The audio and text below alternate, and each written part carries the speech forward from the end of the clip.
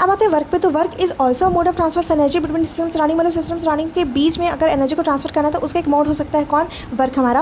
Work का जो formula होता है आगे बढ़ते हैं, लेकिन इससे पहले हम पढ़ते हैं कि वर्क जो होता है, अच्छा हीट की एनर्जी भी जूल थी और वर्क की एनर्जी भी जूल होती है, ठीक है। अच्छा तो हाँ, वर्क जो एक पाथ फंक्शन होता है और बेसिकली इसका जो फॉर्मूला है हम देखते हैं। तो वर्क इज इक्वल टू होता है minus P delta we. Delta we मतलब होता है चेंज इन वॉल्यूम और पी यहाँ पे जो है वो एक्सटर्नल प्रेशर को डिनोट कर रहा है।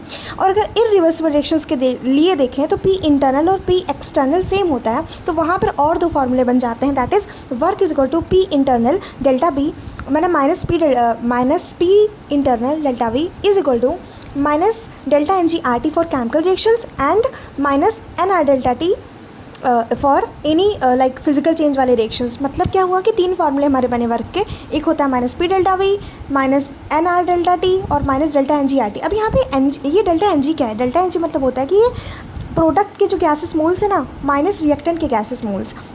कोई मान लो कोई रिएक्शन दे रखा है जैसे 1N2 gaseous plus 3H2 gaseous is equal to 2NH3 gaseous. तो यहाँ पे इधर साइड मतलब प्रोडक्ट साइड पे 2 है और रिएक्टेंट साइड 4 ऐसे गैसेस मोल्स हैं। तो 2 - 4 यानी कि -2 यहाँ पे डेल्टा एन जी की वैल्यू आ जाएगी।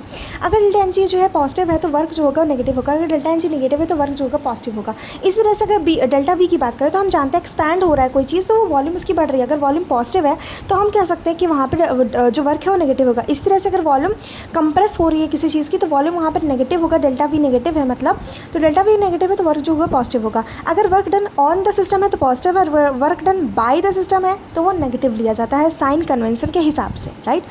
अब बात करते हैं आगे। तो जो 1 कैलोरी होता है वो होता है 4.2 जूल्स के बराबर। 1 लीटर एटीएम जो होता है 101.3 जूल्स के बराबर और 1 लीटर बार जो होता है वो 100 जूल्स के बराबर होता है।